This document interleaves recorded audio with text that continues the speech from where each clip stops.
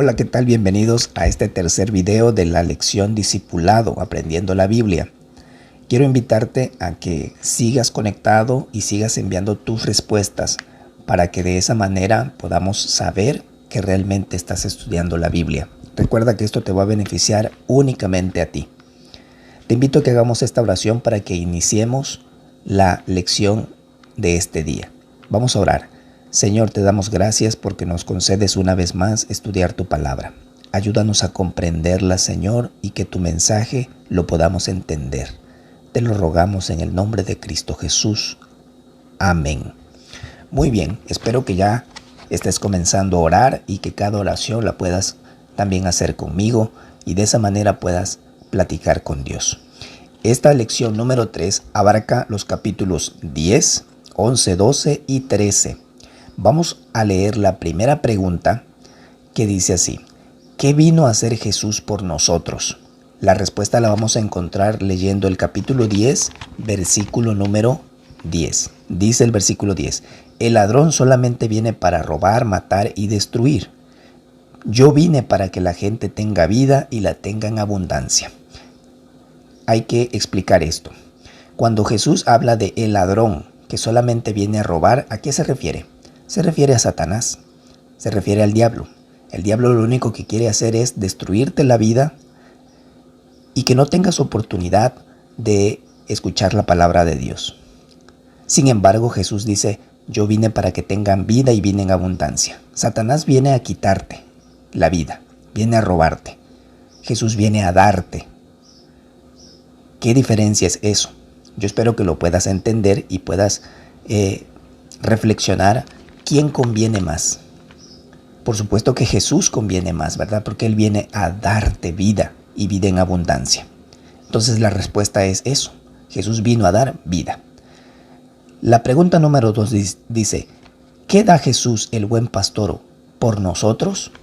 Ahora esa respuesta la vamos a encontrar en el versículo 11 del capítulo 10. Dice: yo soy el buen pastor su vida da por las ovejas. Yo soy el buen pastor. Ahora Jesús se pone como un pastor de ovejas. Las ovejas son su pueblo, los que creen en Él, los que se arrepintieron de sus pecados. Entonces, ¿qué les da Jesús a ellos? Dice que Él da su propia vida. Por eso es que Jesús murió en una cruz, por tu pecado, por mi pecado.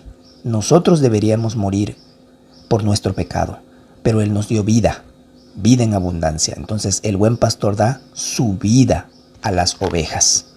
Ahora vamos a la pregunta número 3. ¿Qué da Jesús a las ovejas que le siguen? A las ovejas que le siguen. Bueno, esa respuesta la vamos a encontrar en los versículos 27 y 28 del mismo capítulo 10. Dice: mis ovejas oyen mi voz y yo las conozco y me siguen. Les doy vida eterna y no morirán jamás. Nadie me las puede quitar. Es algo importante aquí. La respuesta es: Jesús da a las ovejas que le siguen, les da vida eterna. Les da vida eterna. Pero tienes que entender esto. Dice: a las ovejas que le siguen, es decir, a las que son obedientes a su palabra, obedientes a sus mandatos. Si nosotros no obedecemos su palabra, no queremos hacer lo que Jesús nos pide que hagamos y queremos hacer nuestra propia vida, lo que nuestros deseos quieren, entonces no estamos siendo ovejas realmente del Señor, porque no estamos siendo obedientes a su palabra. Esa es una cualidad muy importante para darnos cuenta si somos ovejas o no somos ovejas del Señor. Las que son ovejas del Señor dice que les dará Él vida y vida eterna. Y eso es una gran bendición, para que no nos confundamos creyendo de que somos ovejas porque creo en Jesús. Ya lo vimos en otros videos. No basta solamente con creer en Jesús, sino que hay que hacer su voluntad. De esa manera nos vemos obedientes delante de Dios y entonces podemos saber que somos hijos de Dios. Ahora, vamos a la pregunta número 4. ¿Qué pasa con el que cree en Jesús? ¿Qué pasa con el que cree en Jesús? Ahora la respuesta la vamos a encontrar en el capítulo 11, versículo 25 al 26. Dice esos versículos: Jesús le dijo: yo soy la resurrección y la vida, el que cree en mí, aunque muera, vivirá. Si alguien vive y cree en mí, realmente no morirá jamás. ¿Crees esto? Hace una pregunta Jesús. Esto también es muy interesante. Bueno, la respuesta aquí es: ¿qué pasa con el que cree en Jesús? Estos versículos nos están asegurando que aunque muera, vivirá. Entonces, es decir, tú un día vas a morir, un día tu vida va a terminar en esta tierra. Pero si tú en vida reconociste que eras pecador y entregaste tu vida a Cristo, tú vas a vivir. Tú te vas a levantar nuevamente y vas a vivir eternamente con Jesucristo. Pero si tú no te arrepentiste de tus pecados, en vida vas a morir. Y cuando el Señor regrese otra vez, volverás a vivir, pero para morir eternamente en el infierno. Entonces, ponte a reflexionar lo importante que es creer en vida en Jesucristo. No por el miedo a irse al infierno, sino porque realmente reconocemos que su amor es tan grande y su amor no debiéramos despreciarlo por andar en este mundo en el pecado. Entonces, el Señor dice que Él es la resurrección y la vida.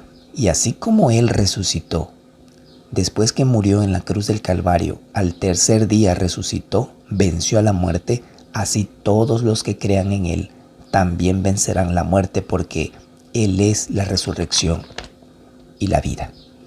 Vamos a la pregunta número 5. ¿Cómo demuestra Jesús su grandeza y su poder? En el mismo capítulo 11, pero vamos a leer los versículos 38 al versículo 44. Dice así, el versículo número 38. Nuevamente, muy conmovido, Jesús fue al sepulcro. Era una cueva cerrada con una piedra. Él dijo: quiten la piedra. Marta, la hermana del muerto, dijo: Señor, ya huele mal porque murió hace 4 días. Jesús le dijo: ¿no te dije que si creías ibas a ver la grandeza de Dios? Entonces quitaron la piedra. Jesús miró hacia arriba y dijo: Padre, te agradezco porque me has escuchado. Sé que siempre me escuchas, pero lo digo por toda la gente que está alrededor. Así creerán que tú me enviaste. Después de decir esto, Jesús gritó: Lázaro, sal de ahí. Entonces el que había estado muerto salió.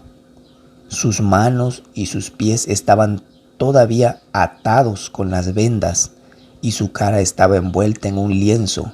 Y Jesús le dijo a la gente: desátenlo y déjenlo ir. ¡Qué gran suceso! Este es el milagro que Jesús hace cuando una persona ha muerto y lo regresó a la vida. El milagro de dar vida a una persona que ya no tiene vida. La respuesta es aquí. ¿Cómo demuestra Jesús su grandeza? Dando vida, resucitando realmente a alguien que había muerto. Vamos a la pregunta número 6. ¿Qué debe hacer la persona que quiere servir a Jesús y que va a recibir? ¿Qué va a recibir? Ahora vamos a leer el capítulo número 12, versículo 26. Dice el versículo número 26. El que quiera servirme, que me siga. Donde yo esté, allí también estará mi siervo. Al que me sirva, el Padre lo honrará. Al que me sirva, mi Padre lo honrará. ¿Qué sucede? ¿Qué debe hacer la persona que quiere servir a Jesús? ¿Debe qué? Servir. Debe de seguirlo. Y va a recibir ¿qué cosa? Honra de parte del Padre Celestial. Es decir, va a recibir recompensa. Qué bendición entonces es que si somos hijos de Dios, no solamente que creemos en Él, sino que servimos a Dios. Y el Señor nos sigue dando muchas bendiciones. Aparte que nos da la vida eterna para vivir con Él para siempre, también dice que nos da honra, que nos reconoce, ¿sí?, lo que nosotros hayamos hecho, aunque realmente no lo merecemos. Ahora vamos a la pregunta número 7. ¿Qué sucede si creemos en Jesús? Y si no creemos, ¿qué sucede? Vamos al versículo número 35 y 36 del capítulo 12. Dice el versículo número 35. Luego Jesús dijo: la luz va a estar con ustedes solo por poco tiempo.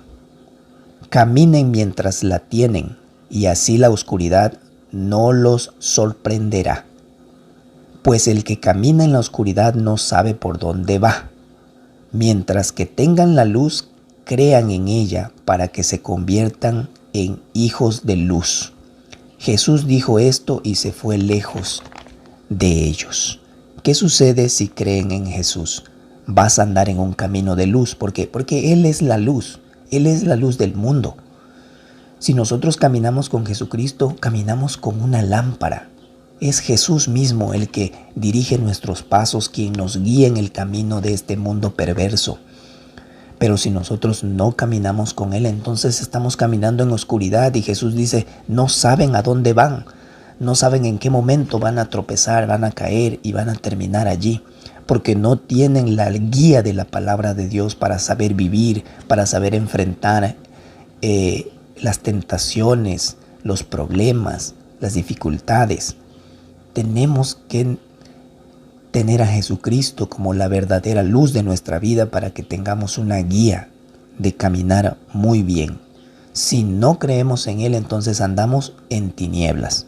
La respuesta entonces es muy clara. ¿Qué sucede si creemos en Jesús? Andamos en luz. Si no creemos, andamos en oscuridad. La pregunta número 8 dice: ¿para qué vino Jesús a este mundo? Ahora, en el mismo capítulo 12, pero vamos a usar los versículos 44 al 50. Dice así: Jesús dijo con voz fuerte: el que cree en mí no cree solo en mí, sino también en el que me envió. El que me ve a mí, también ha visto al que me envió. Yo he venido al mundo como una luz para que todos los que creen en mí no estén en la oscuridad. Si alguno oye lo que yo digo y lo obedece, yo no lo voy a juzgar. No vine a juzgar al mundo, sino a salvarlo. El que me rechace y no acepte lo que yo digo, ya tendrá quien le juzgue. El mensaje que he dicho lo va a juzgar en el día final. Porque yo no he hablado por mi cuenta, sino el Padre mismo que me envió me dijo lo que debo de decir y de enseñar. Sé que lo que ordena el Padre da vida eterna. Por eso lo que hablo lo digo como el Padre me lo dijo. Y esto es muy interesante que tú lo puedas entender, porque aquí la respuesta nos está dejando muy claro algo. ¿Qué vino Jesús a hacer a este mundo? El Señor a este mundo vino a salvarlo. Vino a salvarlo. Por eso es que muchos se acercaban y querían aprender de Él. Vino a salvar. Él dice: no vine a juzgar. En este momento no vine a juzgar al mundo, sino vine a salvarlo. ¿A través de qué? Del mensaje. El mensaje del reino de Dios. Del mensaje de que existe el reino de los cielos. De que hay que arrepentirse de sus pecados. Cuando el Señor regrese por segunda vez, ahora ya no vendrá solo a salvar, ahora vendrá a juzgar, ya vendrá como un juez, en donde la gente cuando lo vea va a querer arrepentirse, pero ya no habrá oportunidad porque ya no es el tiempo. Ahora es el tiempo de rendir cuentas. Él vendrá a juzgar. En este momento, antes de que Él regrese otra vez, es el momento para que tú te arrepientas de tus pecados y creas en Él y tengas vida eterna. En este momento es tu Salvador. Cuando el Señor regrese, y si tú estás vivo y le puedas ver viniendo en las nubes, te querrás arrepentir, pero ya no habrá oportunidad, porque ahora vendrá como un juez. Entonces, antes de que Él venga, el Señor sigue mandando sus mensajeros, dando su mensaje en la palabra de Dios para que puedan creer en Él. Vamos a la pregunta número 9.